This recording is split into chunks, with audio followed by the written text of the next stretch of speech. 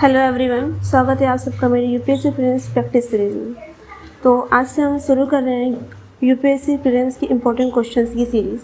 और हाँ, ये जो सीरीज़ हम स्टार्ट करने जा रहे हैं ना, इसके अंदर हम UPSC previous year question solve करेंगे जो कि सब्जेक्ट वाइज होगा। ओके, तो ये चीज़ इस सीरीज़ में इम्पॉर्टेंट है। सो हम स्टार्ट करते हैं। हमारा फर्स्ट क्वेश्चन है, हिंदी की जनता के संदर्भ में हिंदू शब्द का प्रथम प्रयोग किसने किया था? यूनानियों ने, चीनियों ने, रोमवासियों ने या अरबों ने? तो हमारा करेक्ट आंसर है अरबों ने। क्वेश्चन नंबर 2, निम्नलिखित में से कौन सी ब्रह्मवादिनी थी जिसने कुछ वेद मंत्रों की रचना की थी? लोपामुद्रा, गार्गिल, नाथ या सावित्री? उसका अंदर करेक्ट आंसर होगा हमारा लोपामुद्रा। सूची 1 और सूची 2 से सम्मिलित कीजिए और सूचियों में नीचे दिए गए कोड का प्रयोग करते हुए सही उत्तर दीजिए। सूची 1 और सूची 2। सूची 1 में दिया है विक्रम संवत्सर, शक संवत्सर, रूप संवत्सर और कड़ी संवत्सर। और सूची 2 में पूरा दिया हुआ है 3102 ईस्वी सन पूर्व 320 ईस्वी सन 78 ईस्वी सन 58 ईस्वी सन पूर्व 248 ईस्वी सन पूर्व। हमें बताना है कि कौन सा जो हमारी सूची 1 दिया है और सूची 2 और कौन सा किसके अंदर सम्मिलित हो रहा है। ठीक है, तो इसके ऑप्शन ए है ए का 2, बी का 4, सी का 5, डी का 1। Option number D is A का 1, बी का 3, सी का 2, डी का 4। ऑप्शन नंबर सी इज 1 का 4, बी का 5, सी का 2, डी का 3। Option number D option number A is A का 2, बी का 4, सी का 5, डी का 1। Option number B is A का 1, बी का 3, सी का 2, डी का 4। Option number C is A का 4, बी का 5, सी का 2, डी का 3। और option number D is A का 4, बी का 3, सी का 2, डी का 1। तो हमारा करेक्ट जो ऑप्शन है वो होगा ऑप्शन नंबर डी, ए का 4, बी का 3, सी का 2 और डी का 1। और गुप्त काल में लिखित संस्कृत नाटकों में स्त्री और शूद्र कौन सी भाषा बोलते थे? ऑप्शन नंबर ए संस्कृत, प्राकृत, पाली और सोरसेनी। तो हमारा करेक्ट आंसर होगा प्राकृत। गुप्त काल में लिखित संस्कृत नाटकों में स्त्री और शूद्र प्राकृत भाषा बोलते थे। अशोक का अपने शिलालेखों में सामान्यतः जिस नाम से उल्लेख हुआ है ना, वो बताइए। Option number A Chakravarti, B Dharmadev, C Dharmakirti और डी प्रियदर्शी। तो हमारा करेक्ट आंसर होगा option number D is Priyadarshi. ना क्वेश्चन नंबर 6, प्राचीन संस्कृत ग्रंथों में प्राप्त यवन प्रिय शब्द का द्योतक कौन शब्द द्योतक था? तो ऑप्शन नंबर ए एक प्रकार की उत्कृष्ट भारतीय मलमल का। ऑप्शन नंबर बी हाथी दांत का। ऑप्शन नंबर सी नृत्य के लिए यवन राज्यसभा में भेजी जाने वाली नर्तकियों का। ऑप्शन नंबर डी काली मिर्च का। तो हमारा करेक्ट आंसर होगा डी काली मिर्च का। क्वेश्चन नंबर 7, अणुवत सिद्धांत का प्रतिपादन किसने किया था? ऑप्शन नंबर ए महायान बौद्ध संप्रदाय ने। ऑप्शन नंबर बी हीनयान बौद्ध संप्रदाय ने। ऑप्शन नंबर सी जैन धर्म ने। ऑप्शन नंबर डी लोकायत शाखा ने। तो हमारा करेक्ट आंसर होगा जैन धर्म ने। अणुवत सिद्धांत का प्रतिपादन जैन धर्म ने किया था। और ना क्वेश्चन नंबर 8, दर्शन की मीमांसा प्रणाली के अनुसार निम्नलिखित में से किन साधनों से संभव है? ऑप्शन नंबर ए ज्ञान, ऑप्शन नंबर बी भक्ति, ऑप्शन नंबर सी योग, ऑप्शन नंबर डी कर्म। तो हमारा करेक्ट आंसर होगा ऑप्शन नंबर डी कर्म। चोल काल के दौरान नटराज की कांस्य प्रतिमा देवता को निरपवाद रूप से निम्नलिखित के साथ दिखाती है। ऑप्शन नंबर ए 8 हाथ, ऑप्शन नंबर बी 6 हाथ, ऑप्शन नंबर सी 4 हाथ और ऑप्शन नंबर डी 2 हाथ। तो हमारा करेक्ट आंसर होगा ऑप्शन नंबर सी 4 हाथ। प्राचीन भारत में विश्वोत्पत्ति विषय की धारणा के अनुसार 4 युगों का चक्र जो इस प्रकार दिया हुआ है। ऑप्शन नंबर ए में दिया हुआ है द्वापर, कृत, त्रेता और कली। ऑप्शन नंबर बी कृत, द्वापर, त्रेता, कली। ऑप्शन नंबर सी कृत, त्रेता, द्वापर, कली। ऑप्शन नंबर डी त्रेता, द्वापर, कली, कृत। तो हमारा करेक्ट आंसर होगा ऑप्शन नंबर सी कृत, त्रेता, द्वापर, कली। देवदासी संस्था के प्रसंग में निम्नलिखित में से कौन सा मंदिर समाचार में चर्चित रहा है? तो ऑप्शन नंबर ए जगन्नाथ मंदिर Puri. Option number B Pashupatinath मंदिर काठमांडू। ऑप्शन नंबर सी कंदरिया महादेव मंदिर खजुराहो। ऑप्शन नंबर डी 64 योगिनी मंदिर भेड़ाघाट। तो हमारा करेक्ट आंसर होगा ऑप्शन नंबर ए जगन्नाथ मंदिर पुरी। ना क्वेश्चन नंबर 12, आरंभिक वैदिक साहित्य में सर्वाधिक वर्णित नदी कौन सी है? Option number A Sindhu, option number B Shutudri, option number C Saraswati, option number D Ganga. तो हमारा करेक्ट आंसर होगा option number A Sindhu. now question number 13, निम्नलिखित में से कौन सा आरंभिक जैन साहित्य का भाग नहीं है? ऑप्शन नंबर ए थेरी गाथा, ऑप्शन नंबर ए Theri Gatha, option number B आचरण सूत्र, ऑप्शन नंबर सी सूत्र कृतांग ऑप्शन नंबर डी बृहत कल्प सूत्र, ठीक है। तो हमारा करेक्ट आंसर होगा ऑप्शन नंबर ए, Theri Gatha. Now question number 14, निम्नलिखित में से कौन से तथ्य बौद्ध धर्म और जैन धर्म दोनों में समान रूप से विद्यमान है? सेंटेंस है तप और भोग की अति का परिहार, सेंटेंस का परिहार, वेद प्रमाण के प्रति अनास्था, कर्मकांडों की फलता का निषेध और प्राणियों की हिंसा का निषेध। तो हमारा करेक्ट आंसर होगा 2, 3 और 4। जो 2, 3 और 4 वेद प्रमाण के प्रति अनास्था, कर्मकांडों की फलता का निषेध, प्राणियों की हिंसा का निषेध, ठीक है।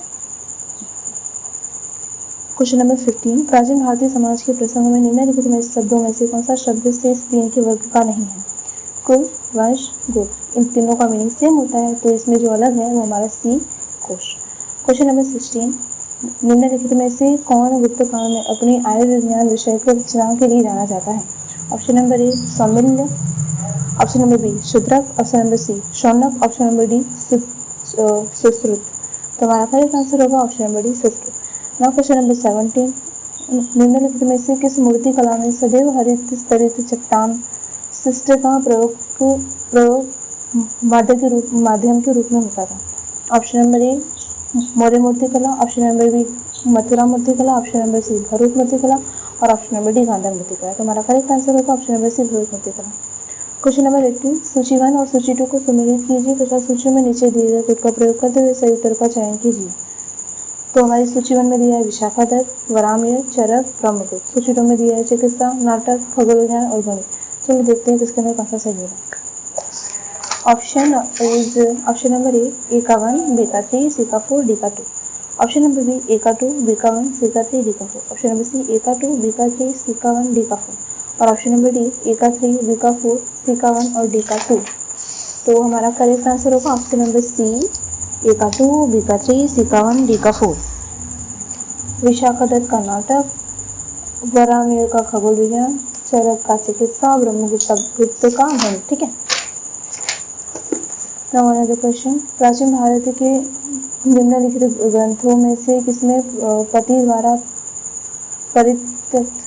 क्वेश्चन नंबर 19, प्राचीन भारत के निम्नलिखित ग्रंथों में से किसमें पति द्वारा परित्यक्त पत्नी के लिए विवाह विच्छेद की अनुमति दी गई है? Option number A, Kamasutra, option number B, Manav Dharmashastra, option number सी, शुक्र नीतियाँ, ऑप्शन नंबर डी, अर्थशास्त्र। हमारा करेक्ट आंसर होगा ऑप्शन नंबर डी, अर्थशास्त्र। नाउ क्वेश्चन नंबर 20, सूची 1 और सूची 2 से सुमेलित कीजिए। फिर से वही सूची वाला क्वेश्चन आ गया।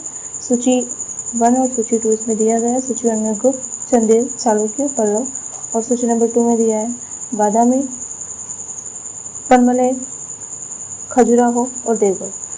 और ऑप्शन देख लेते हैं। ऑप्शन नंबर ए में दिया है ए का 4, बी का 3, सी का 1, डी का 2। इसके अंदर यही वाला सही है। गुप्त का आएगा देवगढ़, चंदेल का आएगा खजुराहो, चालुक्य का आएगा बादामी और पल्लव का आएगा पनमलई, ठीक है।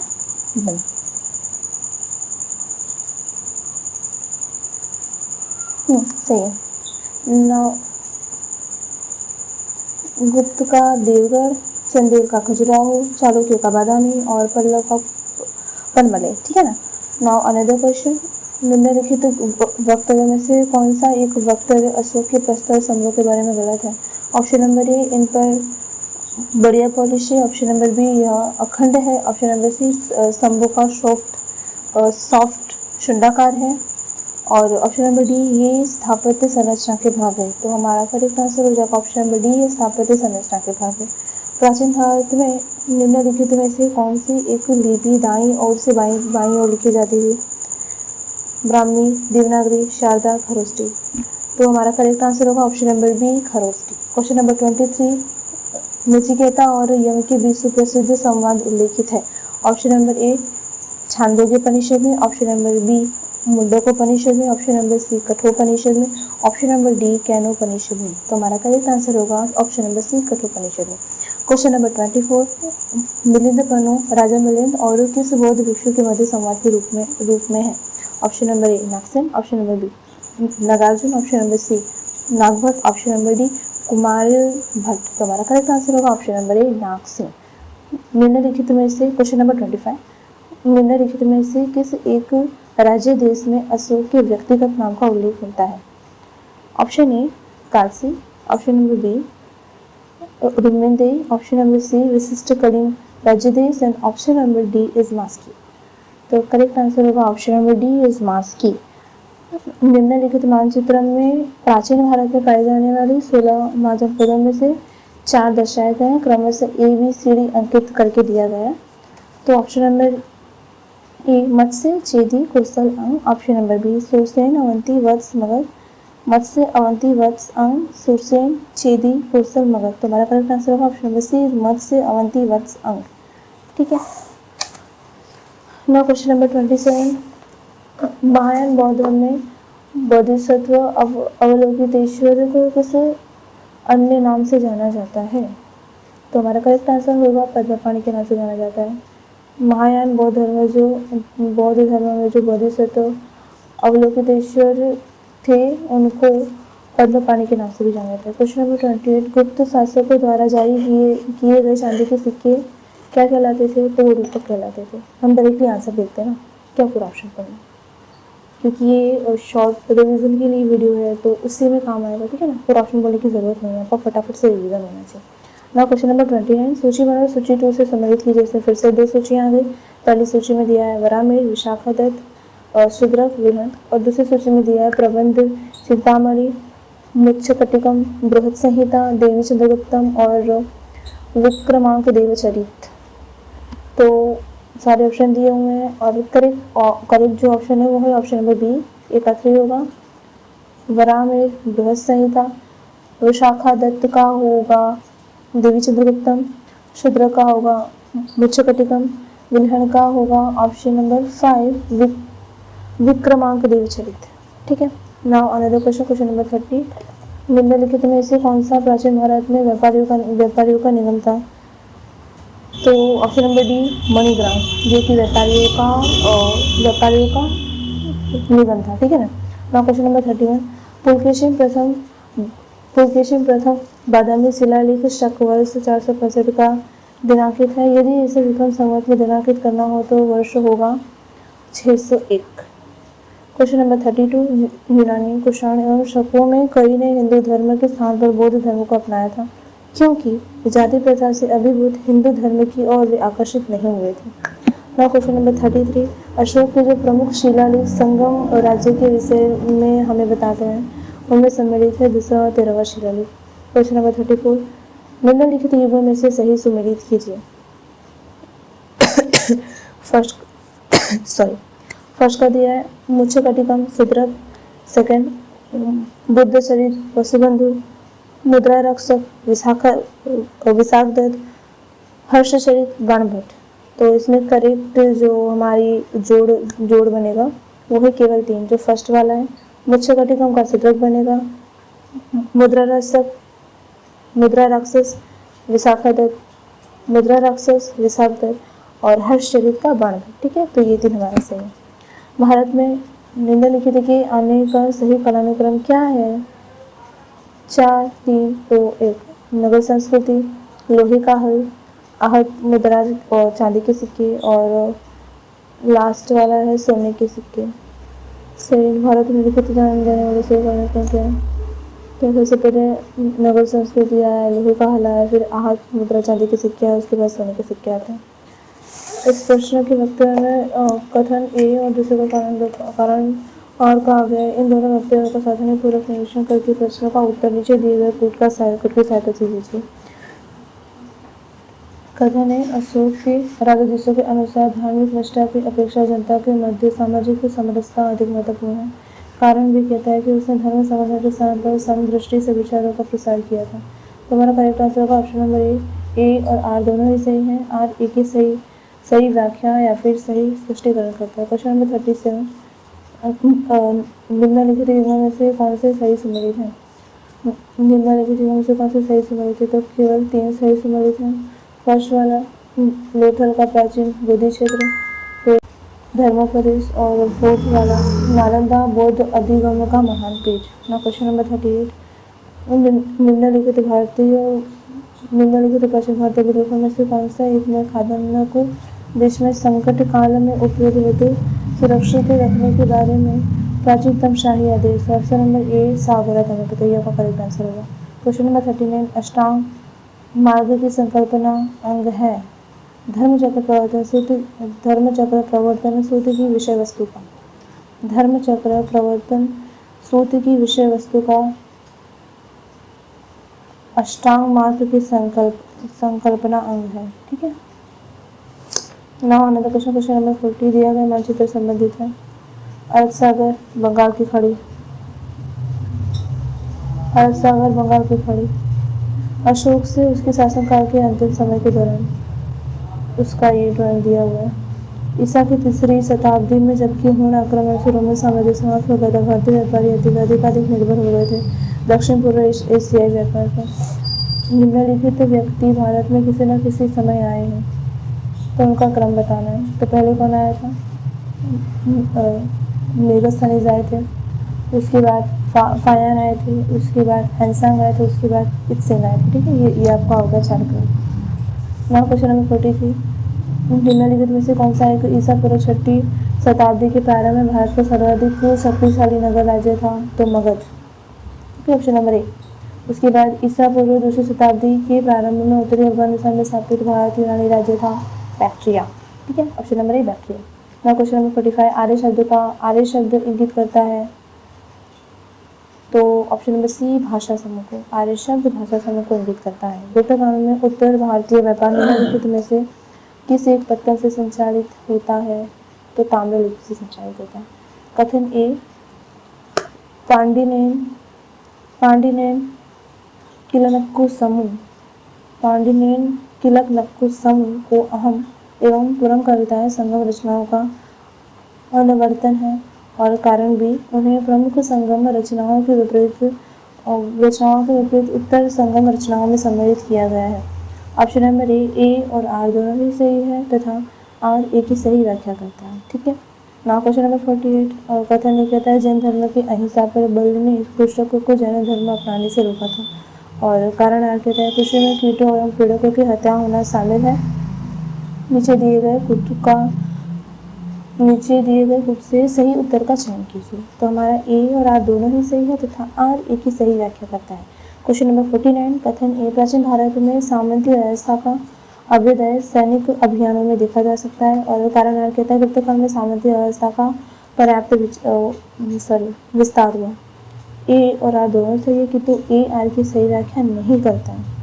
सेंटेंस से पता चल रहा है कि ए की सही व्याख्या कि ए और आर दोनों सही, किंतु ए की सही व्याख्या आर नहीं है। ठीक है। नाउ अनदर क्वेश्चन, कथन ए, अशोक ने कलिंग को मौर्य साम्राज्य में जोड़ लिया। और कारण 2, कलिंग दक्षिण भारत से आने वाले स्थलीय एवं समुद्री मार्गों को नियंत्रित करता था। ए और आर दोनों ही सही और आर की सही व्याख्या करता है।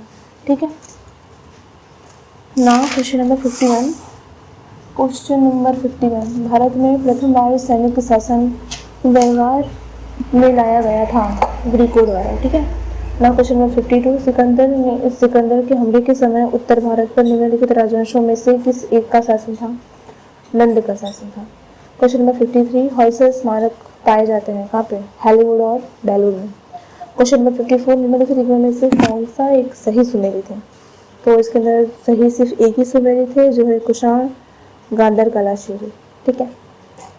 नाउ क्वेश्चन नंबर 55, कथन ए कहता है हर्षवर्धन ने प्रयाग संसद आयोजित की थी। और कारण आर है वह बौद्ध धर्म की केवल महायान शाखा को लोकप्रिय बनाना चाहता था। इसके अंदर ना ए और आर दोनों सही है, परंतु आर की सही व्याख्या नहीं कर रहा है। ठीक है। क्वेश्चन नंबर 56, चोल राजाओं में किस एक ने सिलोन पर विजय प्राप्त की थी? तो वही राजेंद्र। ठीक है, option number C Rajendra. Question number 57, Kashmir में कनिष्क के शासनकाल में जो बौद्ध संगीत आयोजित हुई थी उसकी अध्यक्षता निम्नलिखित में से किसने की थी? डी वसुमित्र। ठीक है। ना क्वेश्चन 58, निम्नलिखित पशुओं में से किस एक का हड़प्पा संस्कृति से मिली मोहरों एवं टेराकोटा कलिकृतियों में निरूपण नहीं हुआ था? तो गाय का उल्लेख कहीं भी नहीं हुआ है। ठीक है। पशु, जितने भी पशु का हड़प्पा संस्कृति में मोहरों और टेराकोटा कलाकृतियों में जितना भी किया गया ना, मतलब निरूपण, उसके अंदर गाय का उल्लेख कहीं पे भी नहीं है। क्वेश्चन नंबर 59, सूची 1 सूची 2, फिर से सूची 1 सूची 2 हम दोनों को जोड़ेंगे। ठीक है। सूची 1 और सूची 2। सूची 1 में दिया है लोथल, कालीबंगन, धोलावीरा, बनवाली। और सूची 2 में दिया है जुता हुआ खेत, गोदीबाड़ा, पकी हुई मिट्टी की बनी हुई हल्की प्रतिकृति, और कुछ और 4 है हड़प्पन लिपि के बड़े आकार के 10 चिन्ह वाला एक शिलालेख। ठीक है, तो अभी हम इनको मैच करेंगे। तो फर्स्ट वाला लोथल, उसका आएगा सेकंड गोदीबाड़ा। उसके बाद सेकंड का है कालीबंगन, तो उसका होगा जुता हुआ खेत। लोथल में गोदीबाड़ा, कालीबंगन में जुता हुआ खेत, सी धोलावीरा में हड़प्पन लिपि के बड़े आकार की 10 चिन्ह वाला एक शिलालेख मिला है। और हमारा बनवाली जो पकी हुई मिट्टी की बनी हुई हल्की प्रतिकृति है। ठीक है, नाउ क्वेश्चन नंबर 60, निम्नलिखित में से कौन सा कथन सही नहीं है? तो हमारा ऑप्शन ए, श्रवण बेलगोला स्थित गोमतेश्वर की प्रतिमा जैनियों की अंतिम तीर्थकर को दर्शाती है। ठीक। क्वेश्चन नंबर 60 में प्राचीन भारत के बौद्ध मठों में पवरन नामक समारोह आयोजित किया जाता था, जो कि वर्षा ऋतु के दौरान मठों में प्रवास के समय भिक्षुओं द्वारा किए गए अपराधों को स्वीकार रोकने का अवसर होता था। क्वेश्चन नंबर 62, विशाख दत्त के प्राचीन भारतीय नाटक मुद्रा राक्षस की विषय वस्तु।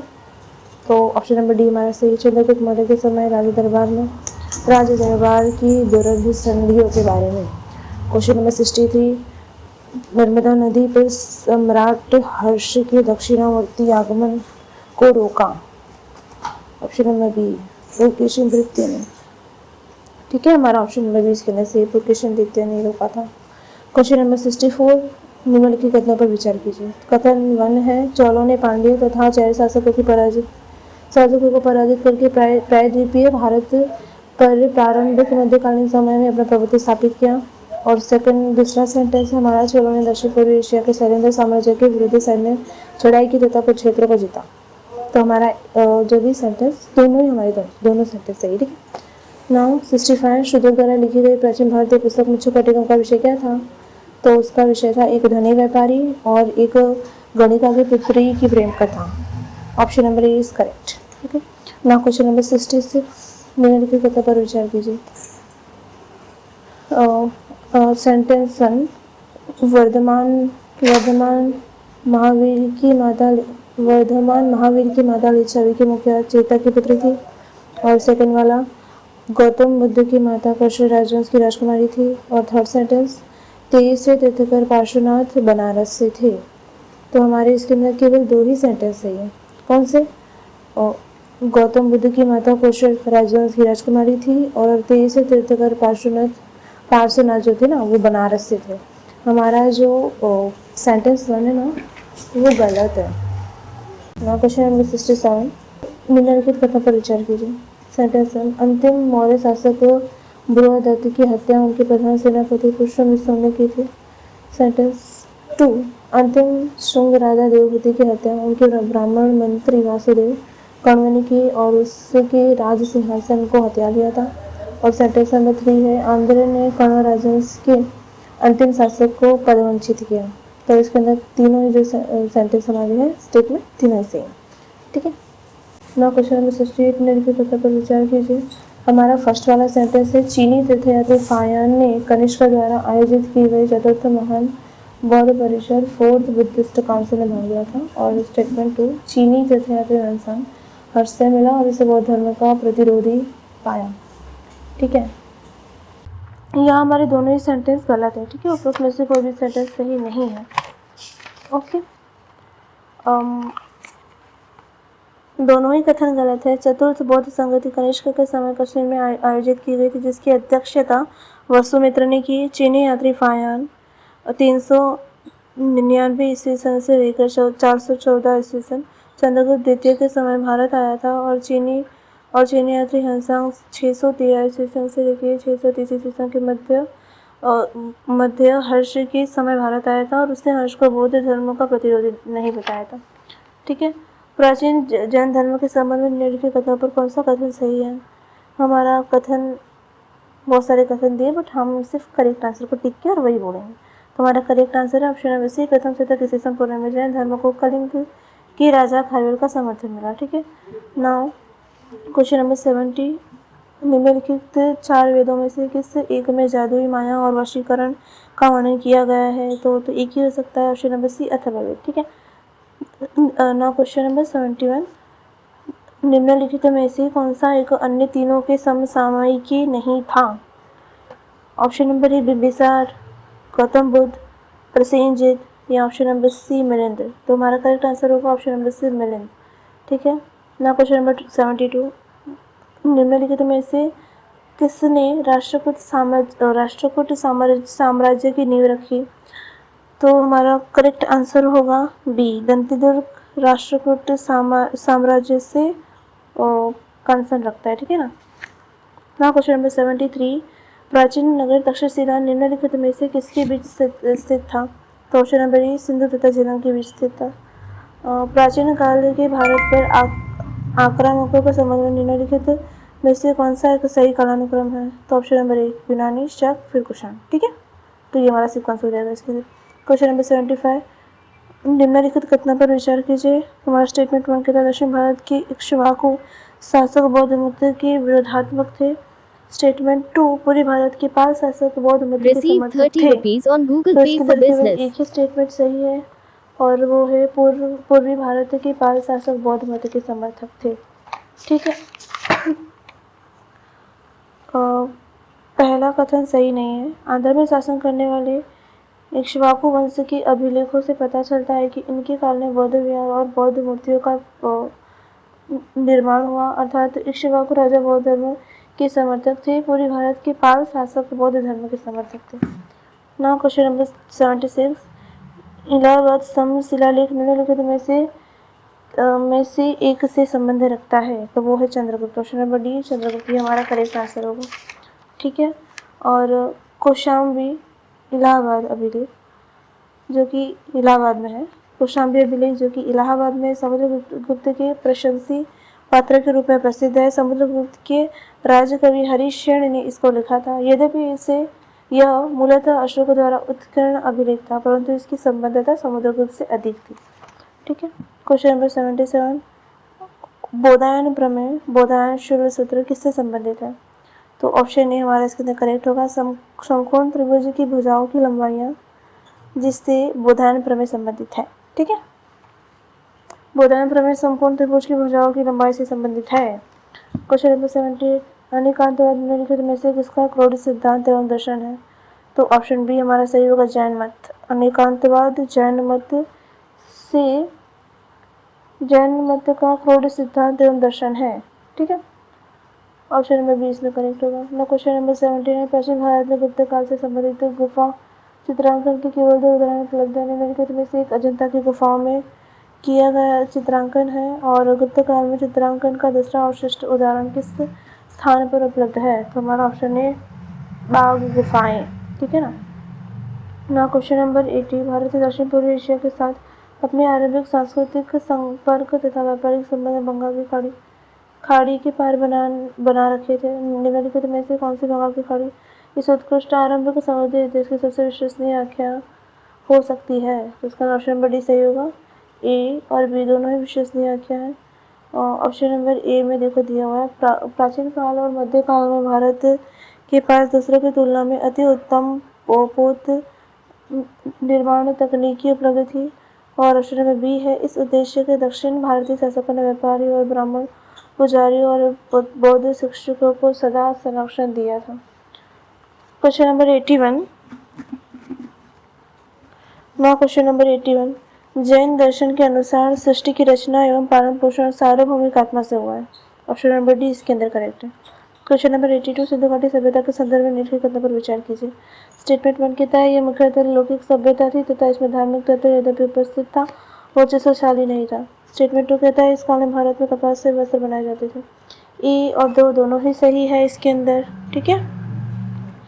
सिंधु घाटी सभ्यता एक नगरीय एवं लौकिक सभ्यता थी यद्यपि इसमें धार्मिक तत्व विद्यमान था किंतु वर्चस्वशाली नहीं था। इस काल में न सिर्फ आंतरिक बल्कि बाह्य व्यापार भी उन्नत दशा में था और इस काल में सूती वस्त्र बनाए जाते थे जिसके प्रमाण हमें मोहनजोदड़ो से मिलते हैं। मेहरगढ़ से कपास की खेती करने का साक्ष्य भी मिला है। क्वेश्चन नंबर 80 की धर्म एवं मृत्यु भारत की प्राचीन वैदिक सभ्यता के एक केंद्रीय विचार को चित्रित करते हैं। इस संदर्भ में निम्नलिखित कथनों पर विचार कीजिए। एक और दो दोनों से है। कर्तव्यों की संकल्पना है। स्टेटमेंट 2 कहता है रथ मूलभूत नैतिक विधान था जो सृष्टि और उनमें अंतर्निहित सारे तत्वों के क्रियाकलापों को संचालित करता है। धर्म और ऋतु भारत की प्राचीन वैदिक सभ्यता के एक केंद्रीय विचार को चित्रित करते हैं, जहाँ पे धर्म व्यक्ति के दायित्व एवं स्वयं तथा दूसरों के प्रति व्यक्तित्व कर्तव्यों की संकल्पना था, और वहीं ऋतु ऋतु मूलभूत नैतिक विधान था जो कि सृष्टि और उनमें अंतर्निहित सारे तत्व क्रियाकलापों को संचालित करता था। ठीक है। क्वेश्चन नंबर 84, प्राचीन काल में भारत में हुई वैज्ञानिक प्रगति के संदर्भ में से कौन सा कथन सही है? तो स्टेटमेंट 1, प्रथम सदी ईस्वी में विभिन्न प्रकार की विशिष्ट शल्य औजारों का उपयोग आम था। तीसरी सदी ईस्वी के आरंभ में मानव शरीर के आंतरिक अंगों का प्रत्यारोपण शुरू हो चुका था। स्टेटमेंट 3, 5वीं सदी ईस्वी में कोण के ज्याव का सिद्धांत ज्ञात था। और स्टेटमेंट 4 में 7वीं सदी ईस्वी में चक्रीय चतुर्भुज का सिद्धांत ज्ञात था। इसके अंदर हमारे करेक्ट जितने स्टेटमेंट है 1, 3 एंड 4, हमारे सेकेंड वाला स्टेटमेंट गलत है। ठीक है। प्रश्न में दिया गया 3 स्टेटमेंट सही है और हमारा सेकेंड वाला स्टेटमेंट गलत है। ठीक। नाउ अनदर क्वेश्चन नंबर 85, प्राचीन भारतीय इतिहास के संदर्भ में निम्नलिखित में से कौन सा बौद्ध धर्म और जैन धर्म दोनों में समान रूप से विद्यमान थे? तो स्टेटमेंट 1 कहता है तप और भोग की अति का परिहार। स्टेटमेंट 2 कहता है वेद प्रमाण के प्रति अनास्था। और स्टेटमेंट 3 कहता है कर्मकांडों की फलवत्ता का निषेध। तो हमारा करेक्ट आंसर होगा स्टेटमेंट 2 और 3 यहाँ पे सही है, वेद प्रमाण के प्रति अनास्था और कर्मकांडों की फलवत्ता का निषेध। तो हमारा ऑप्शन भी करेक्ट हो जाएगा। ना क्वेश्चन नंबर 86, नागर, द्रविड़ और वेसर है। उसके अंदर ऑप्शन भी दिए हुए हैं। भारतीय मंदिर वास्तु की 3 प्रमुख शैलियाँ हैं, नागर, द्रविड़ और वेसर। ठीक है। हमारा ऑप्शन नंबर से सही हो जाएगा। क्वेश्चन नंबर 87, भगवान बुद्ध की प्रतिमा कभी कभी एक हस्त मुद्रा युक्त दिखाई देती है जिसे भूमि स्पर्श मुद्रा कहा जाता है। ये किसका प्रतीक है? मार्ग के प्रलोभनों के बावजूद अपनी शुचिता और शुद्धता का साक्षी होने के लिए बुद्ध का धरती का आह्वान। ठीक है। और बुद्ध की मूर्ति इस बात का प्रतीक है कि मार्ग के आकर्षण मोह के बावजूद बुद्ध उसकी शुद्धता एवं शील को देखने के लिए आह्वान कर रहे हैं। क्वेश्चन नंबर 88, पूर्व वैदिक आर्यों का धर्म प्रमुखतः कौन सा था? प्रकृति, पूजा और यज्ञ। Option number C is correct answer. पूर्व वैदिक आर्य प्रकृति, पूजा और यज्ञ किया करते थे। ऋग्वैदिक आर्य के लिए भक्ति और मूर्ति पूजा का उल्लेख नहीं मिलता है। क्वेश्चन नंबर 89, ठीक है ना। प्राचीन भारत में देश की अर्थव्यवस्था में अत्यंत महत्वपूर्ण भूमिका निभाने वाली श्रेणी संगठन के संदर्भ में निम्नलिखित में से कौन सा कथन सही है?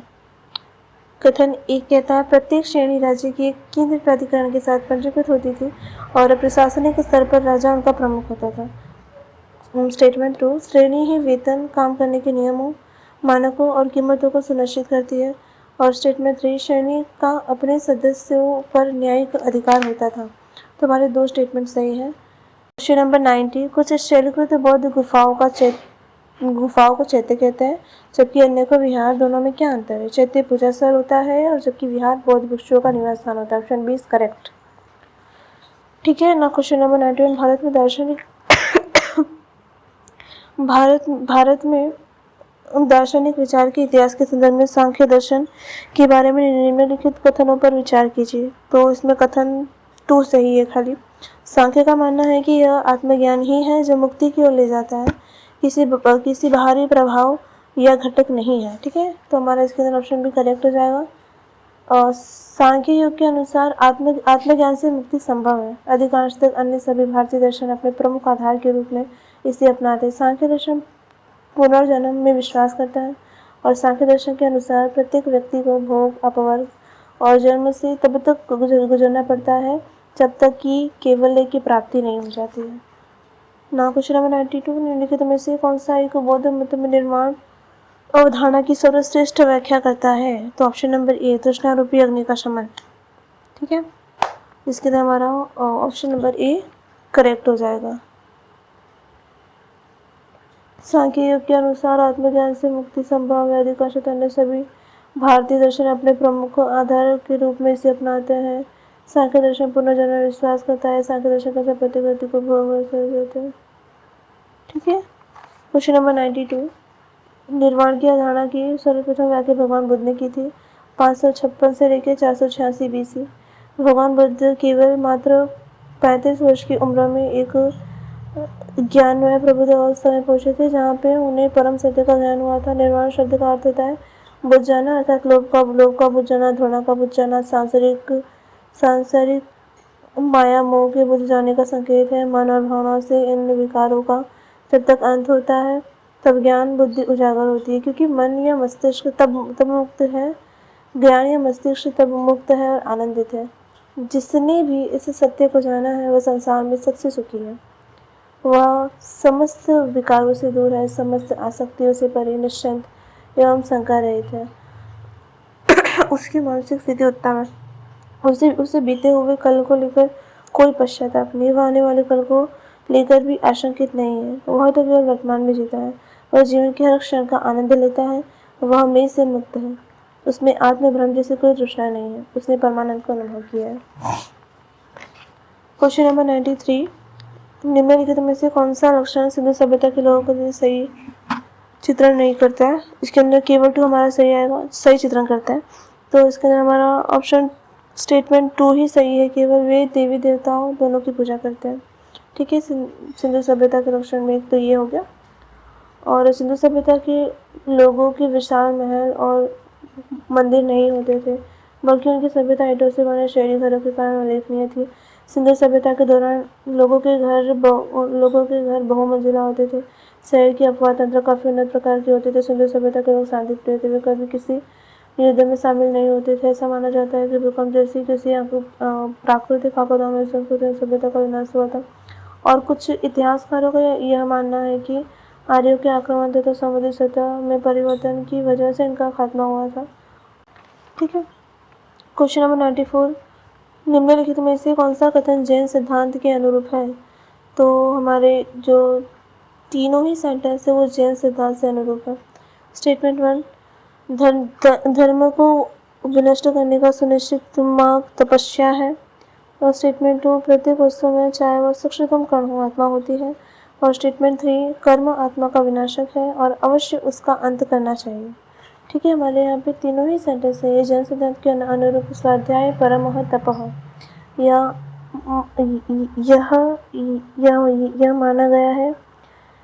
यह माना गया है कि तपस्या कर्म को विनष्ट करने का सुनिश्चित मार्ग है। कर्म को आत्मा का विनाशक माना गया है। कर्म अत्यंत सूक्ष्म है और आत्मा को प्रभावित भी करता है, आत्मा को कलुषित भी करता है। कर्म के आधार पर जीव अपना अगला जीवन प्राप्त करता है। जैन धर्म का यह भी मानना है कि प्रत्येक वस्तु में चाहे वह सूक्ष्मतम कण हो आत्मा होती है। तभी जैन धर्म के लोग किसी प्रकार के प्राणी की हत्या नहीं करते, चाहे वो चींटी ही क्यों ना हो। क्वेश्चन नंबर 95, भारतीय शिला वस्तु के इतिहास के संदर्भ में निम्नलिखित कथनों पर विचार कीजिए। इनमें से कौन सा कथन सही है? इसके अंदर केवल एक ही कथन सही है। एलोरा में गुफाएं विभिन्न धर्मों के लिए बनाई गई थी।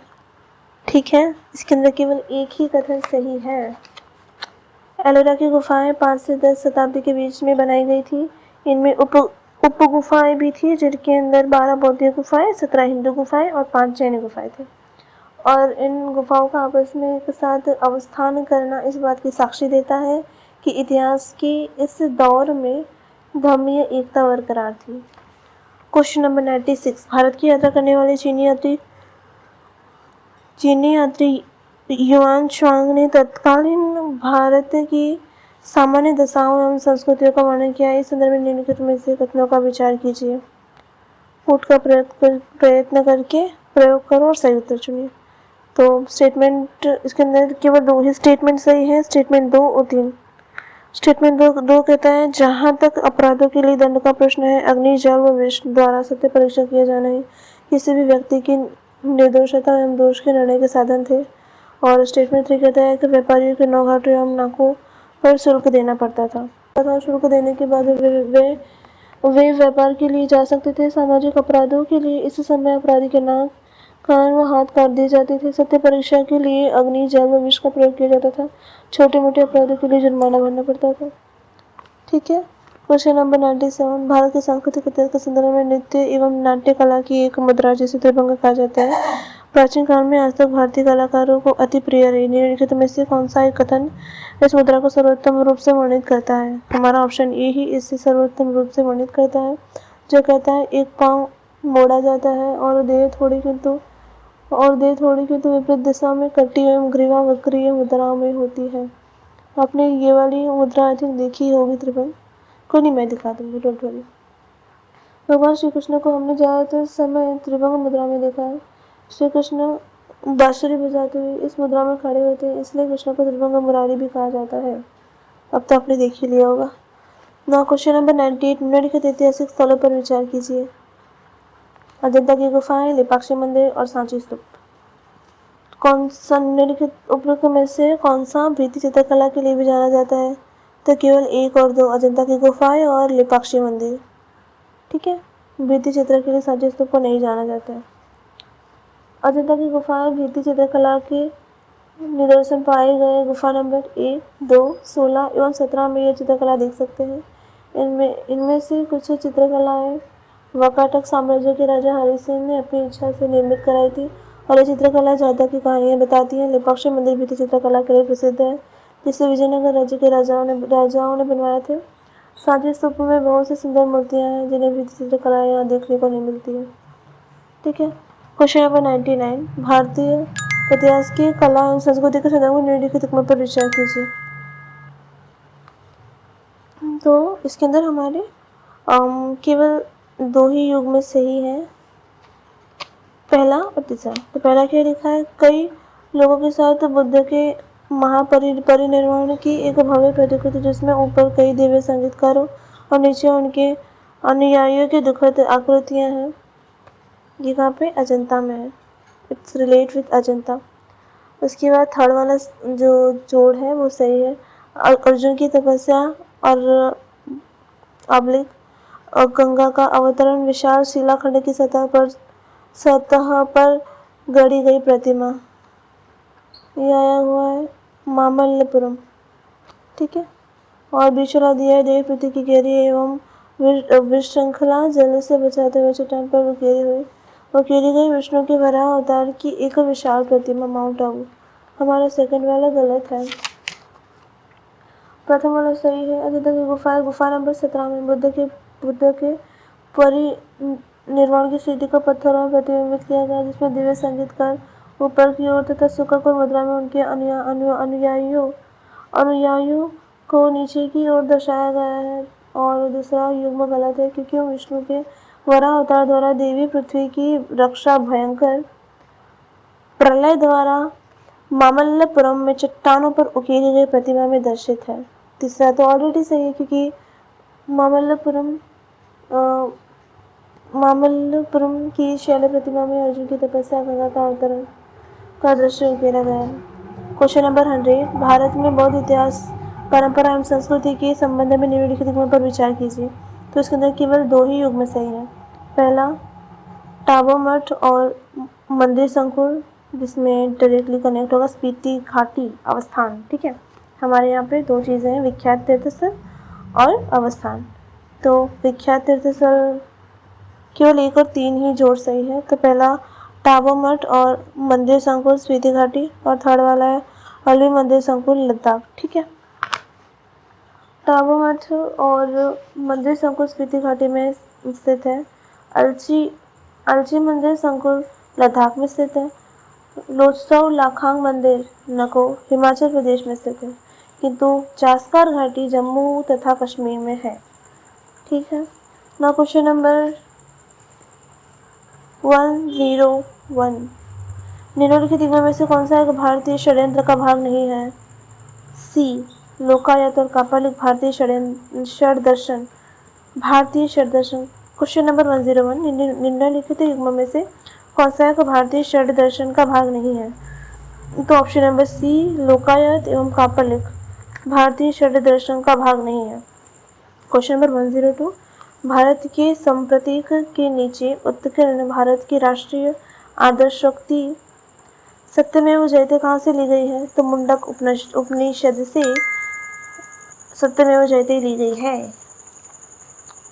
ठीक, सत्यमेव जयते शब्द मुंडक उपनिषद से लिया गया है, जिसका अर्थ होता है सत्य की ही जीत। जो हमने इससे पहले वाला क्वेश्चन देखा ना, निम्नलिखित युग्म में से कौन सा एक भारतीय षड्यंत्र का भाग नहीं है, तो उसमें ऑप्शन नंबर सी आया था, लोकायत और कापालिक। लोकायत और कपालिक भारतीय दर्शन के षट पद्धति का निर्माण नहीं करते हैं। ठीक, भारतीय दर्शन के षट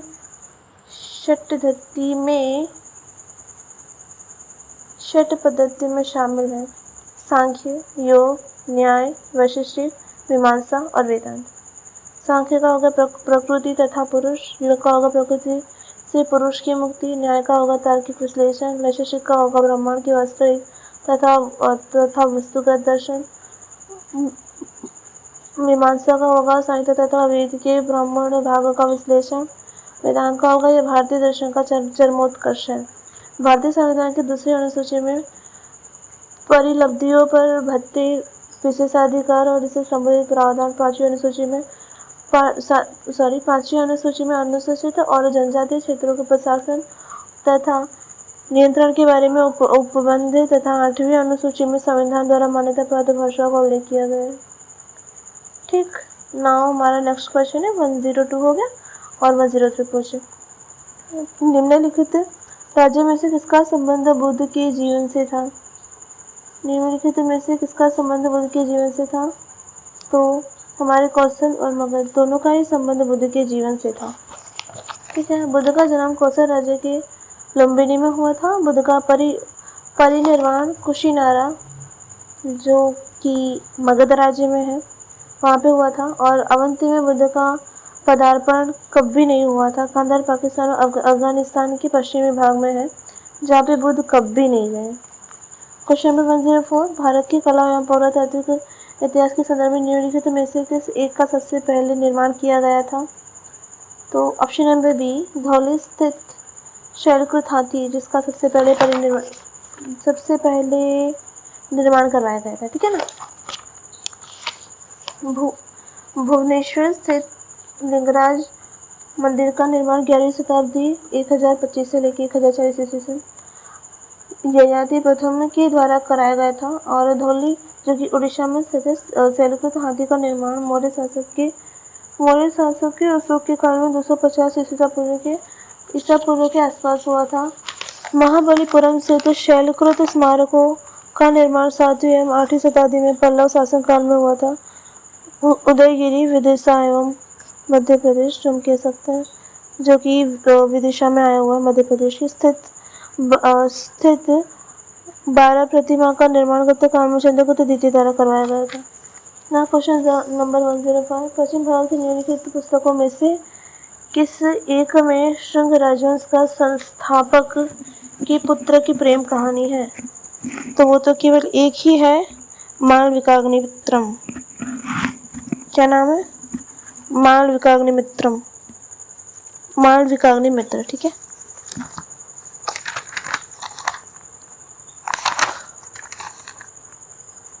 मालविकाग्निमित्र कालिदास द्वारा लिखा गया संस्कृत नाटक है, और यह नाटक शुंग सम्राट अग्निमित्र की प्रेम कहानी कहता है। यह निर्वासित नौकरानी मालविका की तस्वीर से ही प्यार में पड़ जाता है। नाउ क्वेश्चन नंबर 106, भारत में इतिहास के संदर्भ में निम्नलिखित युग्मों पर विचार कीजिए। सबसे पहले बता दो, ये तीनों ही जो युग्म है तीनों ही सही है। पहले में क्या दिया है? एरिपति, भूमि जिससे मिलने वाला राजस्व अलग से ग्राम जलाशय के रखरखाव के लिए निर्धारित कर दिया जाता है। और हमारा दूसरा जो युग्म है वो कहता है तनूर, एक अकेले ब्राह्मण अथवा एक ब्राह्मण समूह को दान में दिए गए ग्राम। और थर्ड वाला घाटी का प्राय मंदिरों के साथ संबंध विद्यालय। ठीक है, तो हमारे तीनों युग्म जो है वो सही है। भारत के धार्मिक इतिहास के संदर्भ में निम्नलिखित कथनों पर विचार कीजिए। इसके अंदर केवल दूसरा ही सही है। फर्स्ट कहता है स्वतांत्रिक और सम्मितीय जैन धर्म के संप्रदाय थे, जो हमारा गलत है। हमारा सेकंड वाला स्टेटमेंट सही है। सर्वास्तिवादियों की मान्यता थी कि वह दृश्य है, फिनोमेना के अवयव पूर्णतः क्षणिक नहीं है, अपितु अव्यक्त रूप में सदैव विद्यमान रहते हैं। ठीक है। सौत्रांतिक एवं समृद्धि बौद्ध धर्म के संप्रदाय हैं और सर्वाश्रीवादियों को मानना है कि दुष्ट जागत की धर्म पूर्णतः क्षणिक है एवं प्रतीत सदा अंतर्निहित रूप में विद्यमान रहते हैं। हमारा क्वेश्चन नंबर 108, बोधिसत्व पद्मपाणि का चित्र सर्वाधिक प्रसिद्ध एवं प्राय चित्रकारी है जो कि अजंता में है। ठीक है। वाचस्पति गैरोलान ने विषय की दृष्टि से अजंता की चित्रकला को 3 प्रमुख भागों में बांटा है, जिसकी दूसरी श्रेणी में लोकपाल, बुद्ध, बोधिसत्व, राजा रानियों की आकृति आदि को रखा गया है। अजंता की गुफा संख्या 1 में बोधिसत्व, पद्मपाणि, वज्रपाणि आदि के चित्र उल्लेखनीय है। बाकी चित्र दैनिक जीवन की घटनाओं पर आधारित है। एलोरा में बोधिसत्व के चित्र नहीं प्राप्त होते हैं और बादामी के गुहा मंदिरों में से 3 ब्राह्मण और 1 जैन धर्म से संबंधित है। क्वेश्चन नंबर 109, निम्नलिखित में से कौन सा सूर्य मंदिरों के लिए विख्यात है? केवल एक, अरसवल्ली, जो कि सूर्य मंदिरों के लिए विख्यात है। आंध्र प्रदेश राज्य सरकार वेबसाइट के अनुसार श्रीकाकुलम जिले में स्थित अरसवल्ली में सूर्य मंदिर स्थित है, अतः हमारा फर्स्ट वाला सही है। मैसूर स्थित श्री ओमकारेश्वर मंदिर भगदार शिव के लिए प्रसिद्ध है और अमरकंटक, जो कि मध्य प्रदेश में स्थित है, अमरकंटक में सूर्य मंदिर नहीं है। ठीक। क्वेश्चन नंबर 110,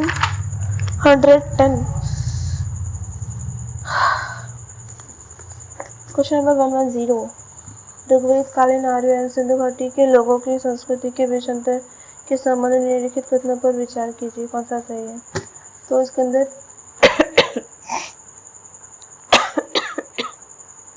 दो स्टेटमेंट सही है। हमारा पहला स्टेटमेंट कहता है ऋग्वेद कालीन आर्य कवच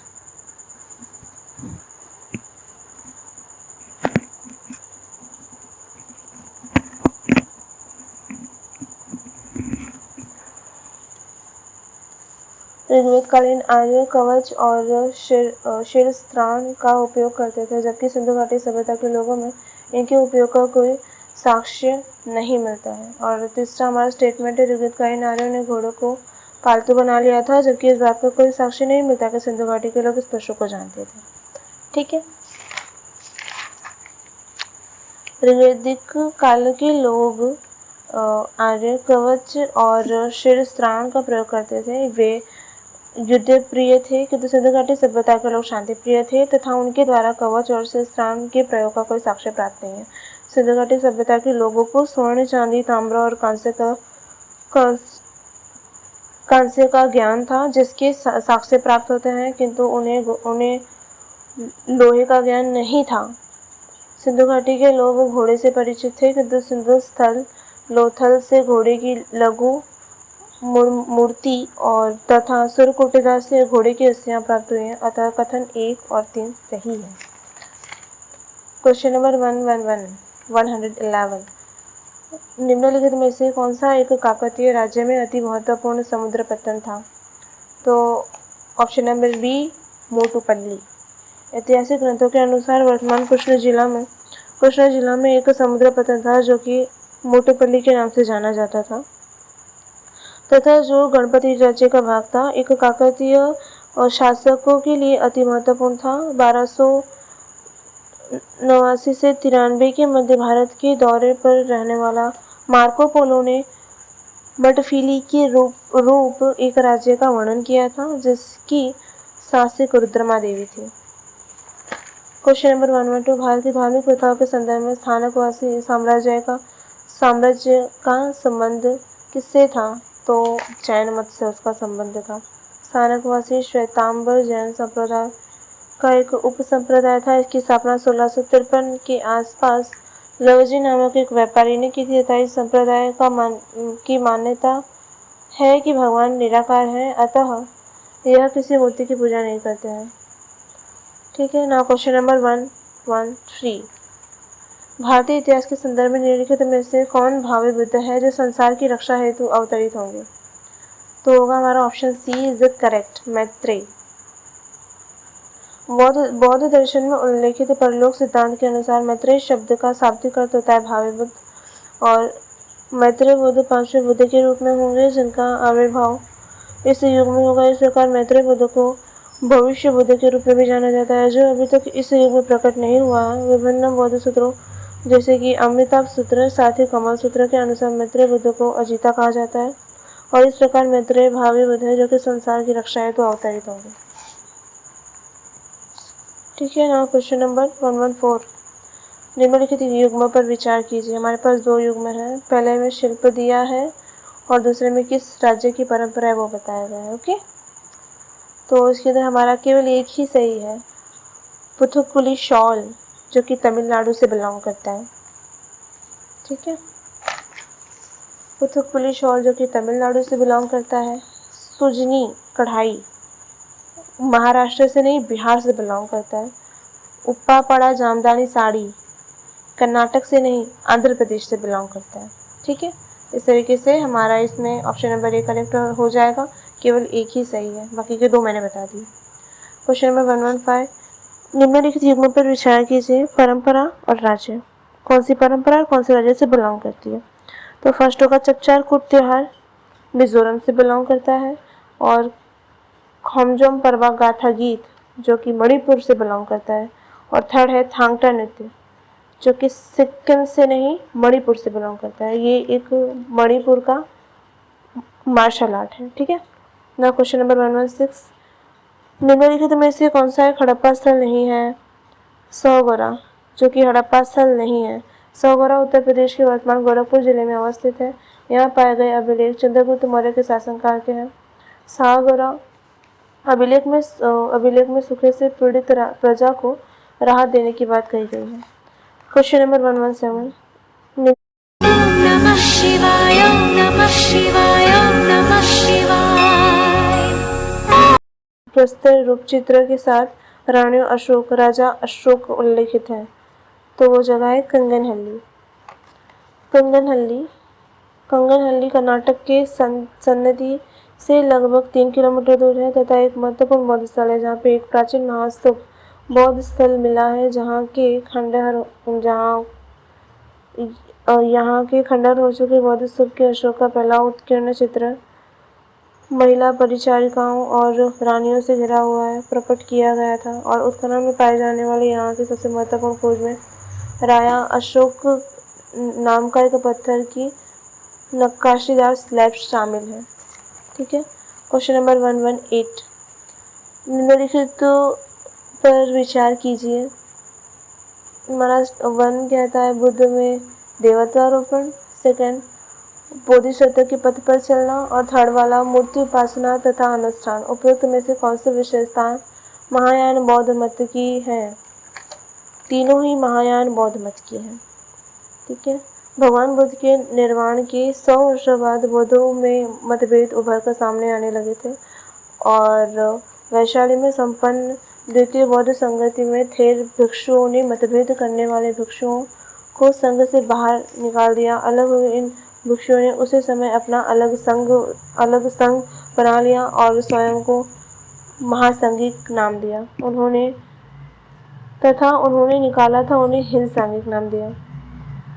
अलग हुए इन भिक्षुओं ने उसी समय अपना एक अलग से संघ बना लिया, जिसे इन्होंने स्वयं को महासंघिक नाम दिया, और जिन्होंने इनको निकाला था उनको हिंद संघिक नाम दिया, जो आगे चलकर महायान तथा हीनयान शाखा कहलाई। निर्वाण का मार्ग अकेले ढूंढना मुश्किल या असंभव है तथा उन्हें इस कार्य में सहायता मिलनी चाहिए, और इन लोगों का मानना है कि जब तक ईश्वर की कृपा नहीं होगी तब तक निर्वाण प्राप्त नहीं होगा। भारत में वैदिक काल के पतन और अनीश्वरवादी धर्म के उत्थान के बाद मूर्ति पूजा का प्रचलन शुरू हुआ, और बुद्ध के परिनिर्वाण के बाद मूर्ति पूजा का प्रचलन बढ़ा। हजारों की संख्या में संपूर्ण देश में बौद्ध विहार बनने लगे, और जिसमें बुद्ध की मूर्तियां रखकर उनकी पूजा होने लगी। ठीक है।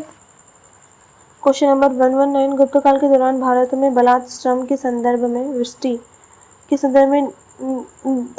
संदर्भ में निम्नलिखित में से कौन सा कथन सही है। इसके अंदर ऑप्शन नंबर ए सही है। इस राज्य के लिए आय का एक स्रोत जनता द्वारा दिए जाने वाला एक प्रकार का कर माना जाता था।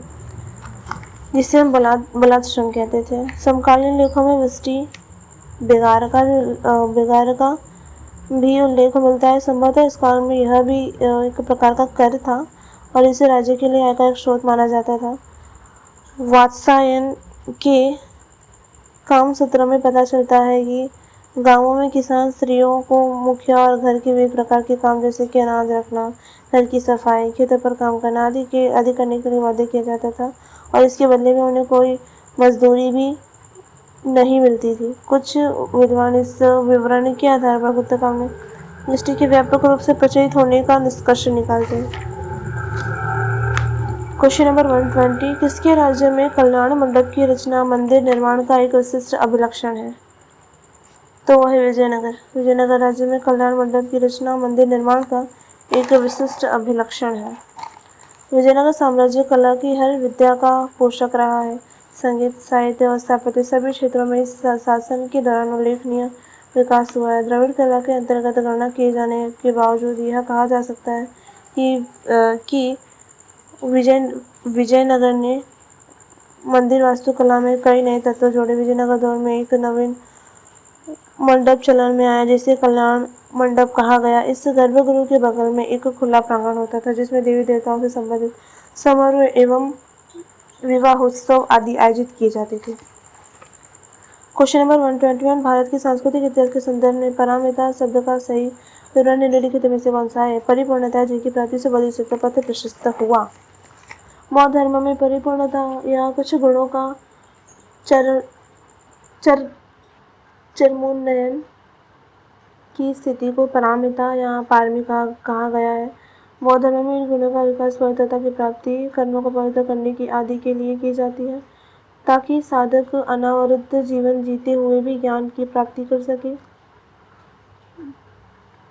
पारमिता शब्द परम से व्युत्पन्न हुआ है। महायान ग्रंथों में 6, 10 भूमिका सूत्र में 4 तथा थेरवाद ग्रंथों में 10 पारमिता वर्णित है। क्वेश्चन नंबर 122, प्राचीन भारत के विद्वान और साहित्यकारों के संदर्भ में निम्नलिखित कथनों पर विचार कीजिए। इसके अंदर केवल 3 से कालिदास चंद्रगुप्त 2 से संबंधित है। कालिदास चंद्रगुप्त 2 से संबंधित है। पुष्यमित्र सुंग दूसरी शताब्दी ईस्वी पूर्व में थे और इनका जन्म 185 ईस्वी पूर्व में हुआ था, जबकि पाणिनि 6वीं शताब्दी ईस्वी पूर्व में थे। पतंजलि पुष्यमित्र सुंग से संबंधित है। महाभाष्य पतंजलि के द्वारा रचित व्याकरण शास्त्र जिसमें लिखा है यह पुष्यमित्रम यजामहे। यहाँ पे हम पुष्यमित्र के लिए यज्ञ करते हैं। अरमसी चंद्रगुप्त द्वितीय अथवा चंद्रगुप्त विक्रमादित्य से संबंधित है। राजशेखर लिखित कवि मीमांसा के अनुसार अकबर सिंह ने उज्जैनी में काव्यकार परीक्षा उत्तीर्ण की थी तथा कालिदास चंद्रगुप्त द्वितीय से संबंधित है। वे चंद्रगुप्त द्वितीय के 9 रत्नों में शामिल थे। चंद्रगुप्त द्वितीय के 9 रत्न थे धन्वंतरी, शपणक, अमर सिंह, शंकु, बेताल भट्ट, घटखरपर, कालिदास, वराहमिहिर और वररुचि। क्वेश्चन नंबर 123, भारत के धार्मिक इतिहास के संदर्भ में निम्नलिखित कथनों पर विचार कीजिए। इसके अंदर हमारे 2 ही कथन सही हैं। सेकंड वाला है कौलोत्तरवादी, option number B is correct. 2 and 3 Lokottaravadi संप्रदाय बौद्ध धर्म के महासंघिक संप्रदाय की एक शाखा थी। उसके बाद थर्ड वाला सेंटेंस भी सही है। महासंघिकों द्वारा बुद्ध के देवत्वारोपण ने महायान बौद्ध धर्म को प्रोत्साहित किया। इसके अंदर हमारे दोनों ही स्टेटमेंट सही हैं। हमारा फर्स्ट वाला स्टेटमेंट इसके अंदर गलत है। स्थावरवाद हीनयान बौद्ध धर्म से संबंध है और स्थावरवाद अथवा थेरवाद शब्द का अर्थ है श्रेष्ठ जनों की बात। बौद्ध धर्म की इस शाखा में पाली भाषा में लिखे हुए प्राचीन त्रिपिटक धार्मिक ग्रंथों का पालन करने पर बल दिया जाता है। थेरवाद अनुयायियों का कहना है कि इससे वे बौद्ध धर्म को उसके मूल रूप में जानते हैं।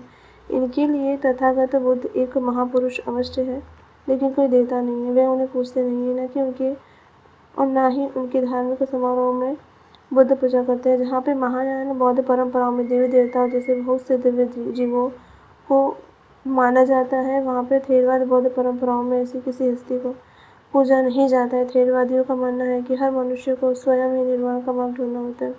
इन समुदायों में युवकों को भिक्षुक बनने का बहुत शुभ माना जाता है और यहाँ यह परंपरा भी है कि युवक कुछ दिनों के लिए भिक्षुक बनकर फिर गृहस्थ में लौट जाता है। पहले के ज़माने में थेरवाद को हिन्याशका कहा जाता था और लेकिन अब बहुत विद्वान कहते हैं कि ये दोनों अलग है। थेरवाद और स्थावरवाद वर्तमान काल में बौद्ध धर्म की दो प्रमुख शाखाओं में से एक है। क्वेश्चन नंबर 124, भारत में इतिहास की निम्नलिखित घटनाओं पर विचार कीजिए। इन घटनाओं का प्राचीन काल से आरंभ तक सही कालानुक्रम बताइए। तो सबसे पहले घटित हुई घटना महेंद्र वर्मन वन के अधीन पल्लव सत्ता की स्थापना होती है। उसके बाद भोपाल द्वारा पाल राजवंश की संस्थापना होती है। उसके बाद राजा भोजों के अधीन प्रतिहारों का उदय होता है एंड देन परांतक वन द्वारा चौल सत्ता की स्थापना होती है। इसी यही एक सही अनुक्रम है सारी घटनाओं का, ठीक है।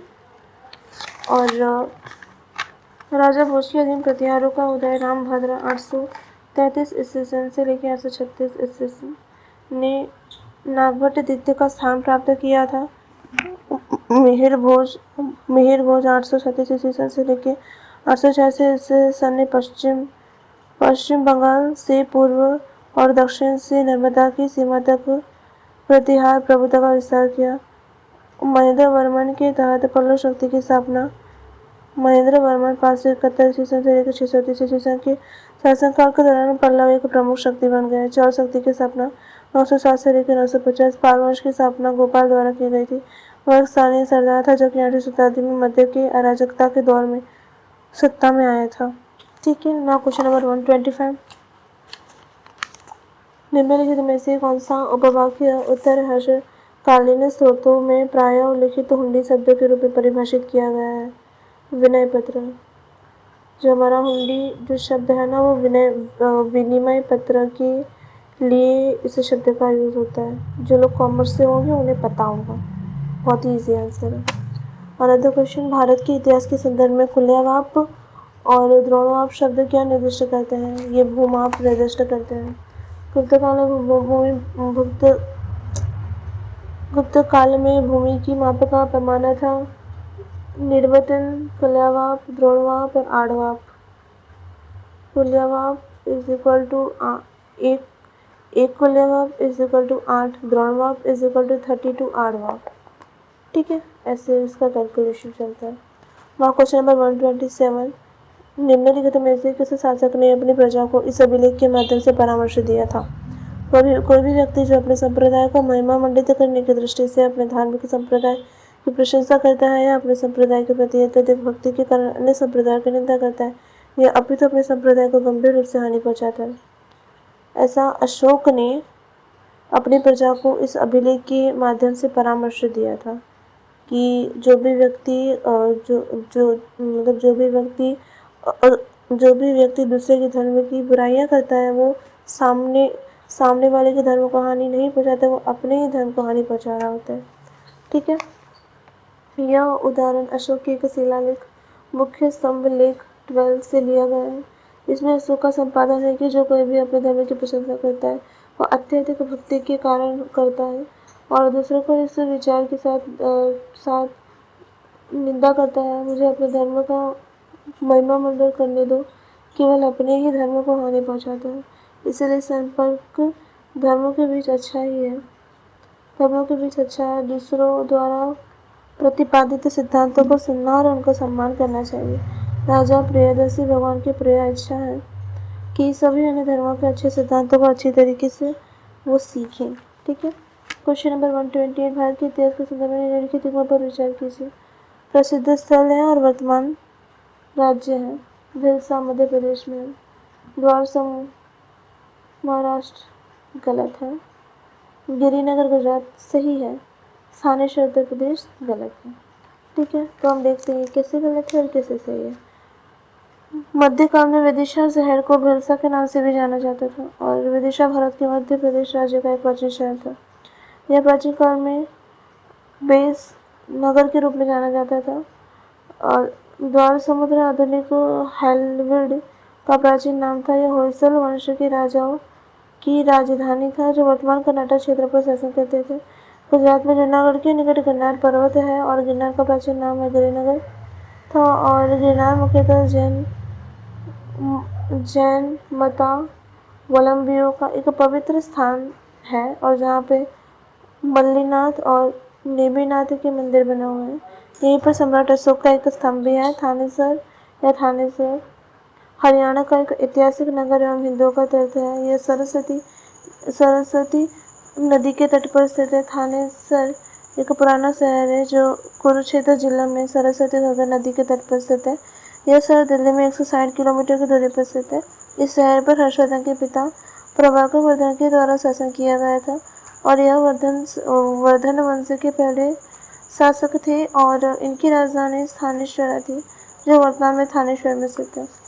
क्वेश्चन नंबर 129 प्राचीन भारतीय गुप्त राजवंश के समय के संदर्भ में नगर घंटाशाला कदूरा तथा चोल किसी को विख्यात विदेशी व्यापार करने वाले बंदरगाह है। ये सब गुप्त काल में आंतरिक एवं बाहरी दोनों तरह के व्यापार होते थे। रोमन साम्राज्य से व्यापार पश्चिमी भारत में कल्याण, चौल, ब्रॉच और कैम्बे के बंदरगाहों के माध्यम से होता था और गुप्त काल के दौरान आंध्र प्रदेश में बंदरगाह कड़ोरा और घंटाशाला तथा ये कावेरीपट्टम और टोंडाई पांड्या क्षेत्र के बंदरगाह थे जहाँ से विदेशों से व्यापार किए जाते थे। क्वेश्चन नंबर 135 के संस्कृति तर्क के संदर्भ में निम्नलिखित कथनों पर विचार कीजिए। परिव्राजक, परित्यागी एवं भ्रमणकारी, श्रमण, उच्च पद प्राप्त पुजारी और थर्ड वाला है उपासक बौद्ध धर्म का साधारण अनुगामी। इसके अंदर केवल दो सही, फर्स्ट एंड थर्ड। परिव्राजक, परित्यागी व भ्रमणकारी, उपासक बौद्ध धर्म का साधारण अनुगामी। श्रमण परंपरा भारत में प्राचीन काल में जैन, बौद्ध तथा कुछ अन्य पंथों में पाई जाती है। जैन भिक्षु या जैन साधु को श्रमण कहते हैं जो पूर्णतः हिंसादि का प्रत्याख्यान करता और सर्वविरत कहलाता है। श्रमण को 5 महाव्रतों सर्व प्राणपात, सर्व मृषावाद, सर्व अदत्तादान, सर्व मैथुन तथा सर्व परिग्रह को तन, मन तथा कर्म से पालन करना पड़ता है। यह कोई पद पुजारी नहीं होता है। आपके मैंने सारे क्वेश्चन सॉल्व कर दिए। लास्ट रिक्वेस्ट है, अगर आपको ये वीडियो पसंद आया हो so please subscribe this channel and like this video and follow for more next updates.